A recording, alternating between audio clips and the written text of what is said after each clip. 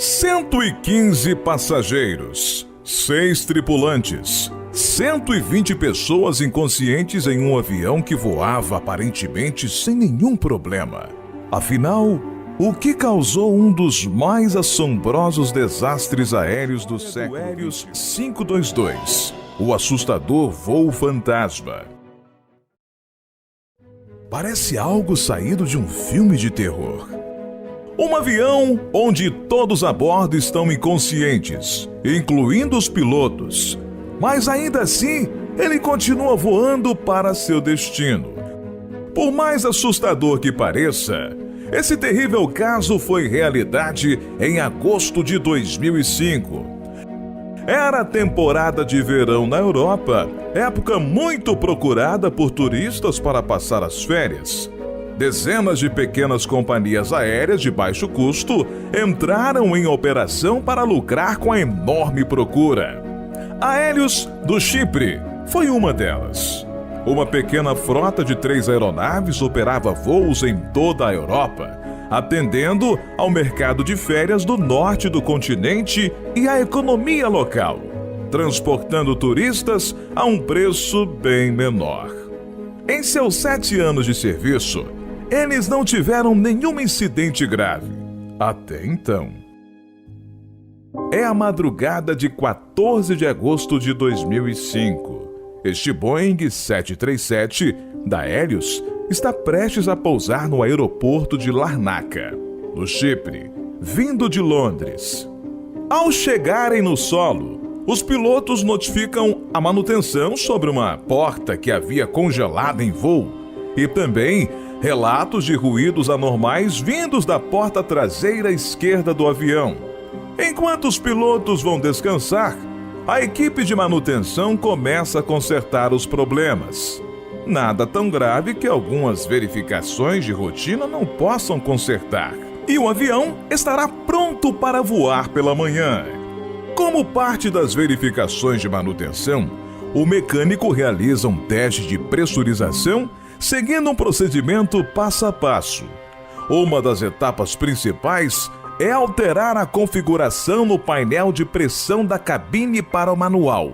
No fim das contas, a porta foi consertada. No entanto, o mecânico não mudou o botão de volta para automático. Este pequeno passo, aparentemente insignificante, parece pequeno, mas será crucial nos eventos do dia seguinte. Para entender como tudo viria a acontecer, é preciso conhecer um pouco sobre como funcionam os sistemas de pressurização e ar-condicionado de um avião. Conforme ele sobe, a pressão do ar ao redor muda. Os seres humanos não podem respirar o ar externo na altitude de cruzeiro, por isso ele deve ser pressurizado. Os passageiros precisam de ar fresco e de boa qualidade para respirar confortavelmente. Mas em um tubo de metal selado, isso é difícil. Por isso, é preciso que o ar de fora entre. Então, oxigênio fresco e frio entra na aeronave através dos motores. Parte dele é levado para o sistema de ar-condicionado, onde é comprimido e aquecido antes de ser distribuído pela cabine. Sem esse sistema funcionando, as pessoas só poderiam respirar com a ajuda de cilindros. Mesmo que um avião voe a maior parte do tempo acima dos 10.000 metros, o seu interior é pressurizado para uma altitude não superior a 2.500, onde dá para respirar. No Boeing 737 e em muitos outros aviões, o sistema pode se ajustar automaticamente conforme as circunstâncias. No entanto, para que isso aconteça, a configuração no painel de pressão precisa estar definida como automática. Amanhã chega em Larnaca. A tripulação fará uma viagem a Praga, na República Tcheca, antes de fazer uma breve escala em Atenas. O capitão é um piloto alemão que foi contratado pela Hélios durante a movimentada temporada de verão para pilotar nesses voos de férias. Ele tem mais de 35 anos de experiência. Seu primeiro oficial é outro experiente membro da tripulação, com 51 anos de idade. Os comandantes devem seguir uma série de listas de verificação para cada etapa do voo. Esses guias, passo a passo, devem serem seguidos para garantir que nada seja esquecido. Mas neste voo em especial, eles, em 3 ocasiões distintas, não percebem que o interruptor de pressurização ainda estava selecionado para a posição manual, em vez de automático. Então, quando o avião decola rumo a Atenas, a cabine não está pressurizada. 5 minutos depois, um alarme tenta avisar os pilotos sobre o problema, mas o aviso é mal interpretado. Enquanto isso, ao passar dos 3.600 metros, o ar rarefeito fez com que as máscaras de oxigênio caiam do teto, indicando que algo está terrivelmente errado. Cada passageiro tem apenas oxigênio suficiente para alguns minutos. Quando isso acontece, normalmente os pilotos comandam uma descida de emergência para uma atitude segura, mas isso não é feito. Todos a bordo começam a sentir náuseas e tonturas, os primeiros sinais da hipóxia, e explicam a falta de tomada de decisões por parte dos pilotos. Essa condição extremamente perigosa se dá quando falta sangue oxigenado para o cérebro e outros órgãos vitais. Como resultado, os sentidos e a consciência ficam seriamente afetados e as reações ficam muito mais lentas. A pessoa fica confusa e para de pensar claramente.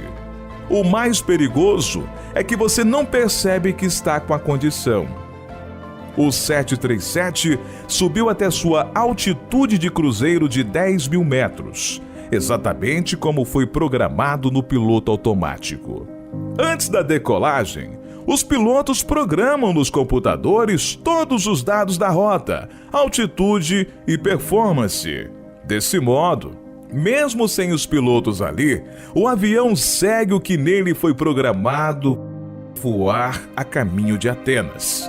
Assim que chega ao final da rota, o avião passa a circular em torno de seu último ponto de navegação. Por 40 minutos, os controladores de tráfego aéreo tentam entrar em contato sem sucesso. Já sobre Atenas, o controle notifica a Força Aérea sobre o caso, que então lança 2 caças F-16 para interceptar o Boeing, caso os pilotos não respondam. Eles tentam ver o interior da cabine e notam os 2 homens sentados em suas posições, aparentemente mortos. Dando intermináveis voltas, eventualmente o voo 522 acabaria por ficar sem combustível. Foi quando os pilotos dos caças veem um homem entrar na cabine do Boeing. Havia, afinal, uma pessoa consciente a bordo. Era um comissário de bordo. Acredita-se que ele tenha sobrevivido até então por ter usado cilindros extras de oxigênio. Ele tinha uma licença de piloto e provavelmente tinha conhecimento da situação. Mas, infelizmente, ele nunca tinha comandado um Boeing 737. E mesmo com os cilindros, seus sentidos não estavam 100%. Ele tentou, mas não conseguiu usar os rádios para se comunicar. Não demora até que o motor esquerdo para de funcionar por falta de combustível, seguido pelo motor direito. O piloto automático se desativa e o avião começa a descer lentamente. Embora o comissário não tivesse conhecimento para pousar o Boeing em segurança, ele consegue desviá-lo em direção a uma área rural na Grécia, evitando uma tragédia ainda maior caso ele caísse em Atenas. Alguns minutos depois, o avião colide contra uma colina a cerca de 40 quilômetros da capital grega. Todas as 121 pessoas a bordo morrem. Após o acidente, a Administração Federal de Aviação dos Estados Unidos exigiu que todos os Boeing 737 fossem equipados com 2 luzes de advertência adicionais na cabine, indicando problemas com a pressurização antes da hipóxia acontecer. Além disso, a União Europeia exigiu inspeções mais rigorosas e mudanças em uma série de procedimentos de manutenção, além de, por fim, a entrada de companhias aéreas inseguras.